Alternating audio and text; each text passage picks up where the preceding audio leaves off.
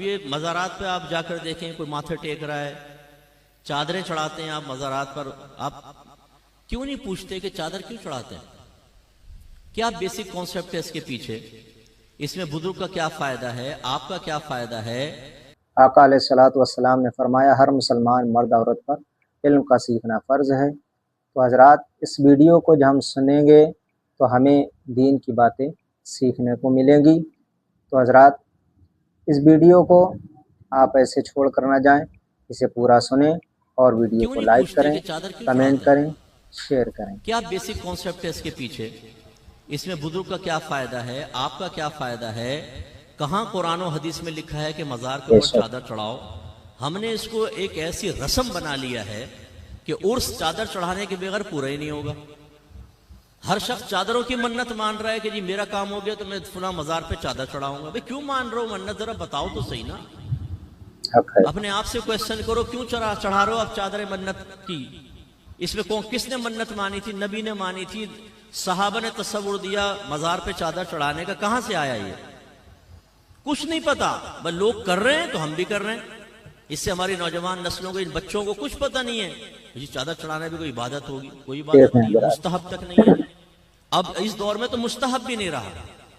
ایک دور تھا کہ جب قبرستان عام بنا دیے جاتے تھے، اس میں کسی عالم کی قبر ہے، کسی نبی کی قبر ہے، فرض کر لیں ضرور صحابہ کی میں جو ہے، لوگ تو کرتے لوگ ہوں وہ سارے ادب کام سے دور ٹھیک ہونے ہیں۔ لگے تو وہ قبور پہ چڑھ رہے ہیں صاحب، تو وہ جو اشرف القوم کی قبر ہے اس کی بھی بے حرمتی ہو رہی ہے، تو بھئی چلو ایک کپڑا ڈال دو یار، تاکہ فرق تو ہو جائے، آنے والے کو پتہ چلے کسی بزرگ کی قبر ہے دوسری، تو ایک چادر ڈال دی ادھر۔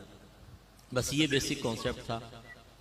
پھر بعد میں جب بزرگان دین فوت ہونے لگے تو لوگ جیسے آ کر فاتحہ وغیرہ پڑھ رہے ہیں، بیٹھ کے قرآن پڑھ رہے ہیں، دھوپ پڑ رہی ہے، تو ارادہ کیا کہ قبہ بنا دیا جائے، ایک عمارت صاحب مزار کے لیے، تاکہ لوگ آ کے اس کے سائے میں آرام سے پڑھ سکیں۔ اور خاص طور پہ جب سال گزرتا تھا جس کو ہم آج کل عرس کہتے ہیں، تو پھر لوگ آئیں گے، بیٹھیں گے، کثیر تعداد ہوتی ہے کہ چلو بھئی پھر ایک عمارت بن گئی۔ جب عمارت بن گئی تو جو عام قبور سے امتیاز قائم کرنا تھا وہ عمارت کے ذریعے حاصل ہو گیا، اب چادر کی تو ضرورت ہی ختم ہو گئی۔ لیکن سنی کو تو ایک نیا مشغلہ چاہیے، جو نیا مشغلہ شروع ہو جائے اس کو کبھی نہیں چھوڑے گا، اصل دین کو گھر میں داخل نہیں ہونے دے گا۔ انہوں نے کہا بھئی قبہ بن گیا، ابھی چادر کی رسم تو چلے، وہ چل پڑی صاحب رسم۔ اچھا پہلے چادریں ڈالتے تھے موٹی، کیونکہ یہ ریشمی اور باریک کپڑے تو ایجاد نہیں ہوئے تھے، وہ ہاتھوں سے بنے ہوئے کپڑے، اس میں یہ ہوتا تھا کہ کسی نے 2 چادریں ڈال دی تو ایک صاحب مزار کی طرف سے صدقہ کر دی، ایک پڑی ہوئی ماں بہن امتیاز کے لیے، فرق کرنے کے لیے، باقی ایک نہیں تھی رسمیں پہلے۔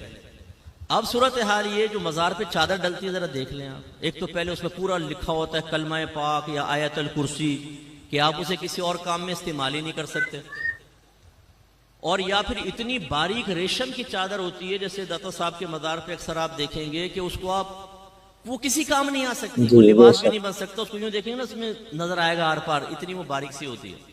اور اس پہ آیت الکرسی چمکی سے لکھی ہوئی ہے نا، پہلے لکھ کر اس پہ چمکی ڈال دیتے ہیں، اب جو پکڑے وہ ہاتھ پہ چمکی، منہ پہ چمکیاں، جس سے وضو ہی خطرے میں پڑ جائے۔ اب وضو کریں گے تو یہ چمکیاں لگی ہوئی ہیں، کہاں سے وضو ہوگا؟ اور پھر آپ کبھی دیکھیں اس کٹہرے کے اندر جو آدمی کھڑا ہوا ہے، یہ جب آپ ریشمی چادر ڈالتے ہیں وہ ایک دوسرے پہ پھسلتی ہے گر کے نا، ٹک تو سکتی نہیں ہے، وہ اس کے پیروں میں وہ آیت الکرسی کے اوپر چڑھ رہا ہوتا ہے، قرآن کے اوپر چڑھ رہا ہوتا ہے، میں نے اپنی آنکھوں سے دیکھا یہ منظر۔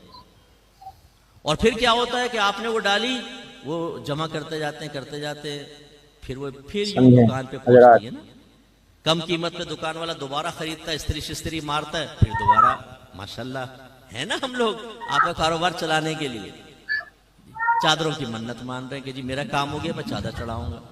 بھائی منت کسے کہتے ہیں؟ سب سے پہلے یہ سوچو، مجھے یقین ہے آپ میں بہت کم لوگ جانتے ہوں گے کہ منت کیا ہے، کسے کہتے ہیں منت، اس کا کیا شرعی تصور ہے، بہت کم لوگ جانتے ہوں گے، کیونکہ میرا 30 سالہ تجربہ ہے، مجھے معلوم ہے کہ ہم کتنی معرفت رکھتے ہیں۔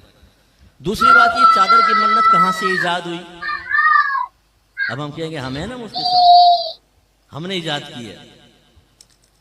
اب یہ جب باتیں ہم کرتے ہیں، یہ ہے اصلی دین جو میں آپ کو سمجھا رہا ہوں۔ ہمارے وہ لوگ جنہوں نے ان چیزوں کو پروموٹ کیا ہے، ہمارے اہل سنت میں ان کو ڈال کر ہمیں بدعتی کہلوایا، ہمیں قبر پرست کہلوایا، ان کے مقاصد کو پہنچتی ہے ٹھیس. وہ پیر کی شکل میں بھی آپ کو نظر آئے گا, وہ مقرر کی شکل میں بھی نظر آئے گا, وہ مصلح کی وہ مبلغ کی شکل میں بھی نظر آئے گا.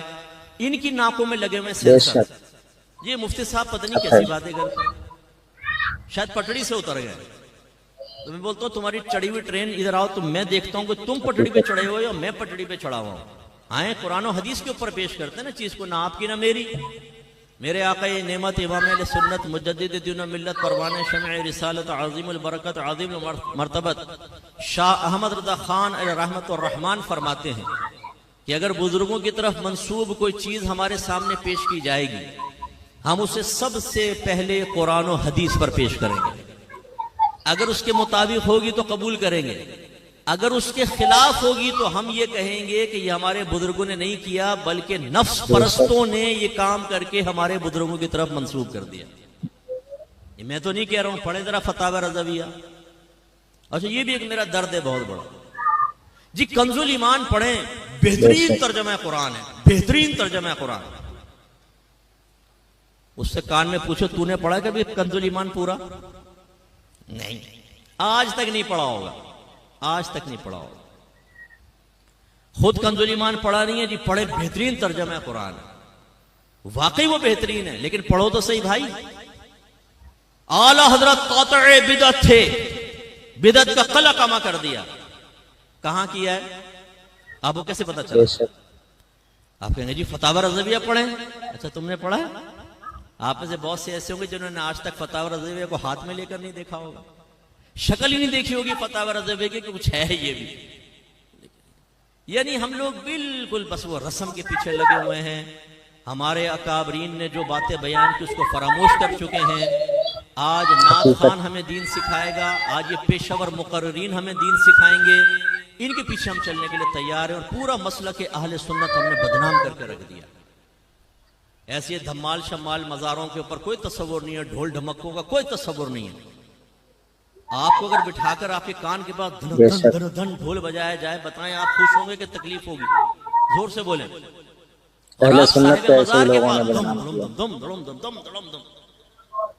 اور ہمارا عقیدہ ہے کہ مرنے کے بعد بھی جو عام مردہ ہے نا وہ بھی تمام بات سنتا ہے. میرے آقا صلی اللہ علیہ وسلم نے ارشاد فرمایا جب تم مردوں کو سلام کرتے ہو وہ اس کا جواب دیتے ہیں, لیکن تمہیں اس کا شعور حاصل نہیں.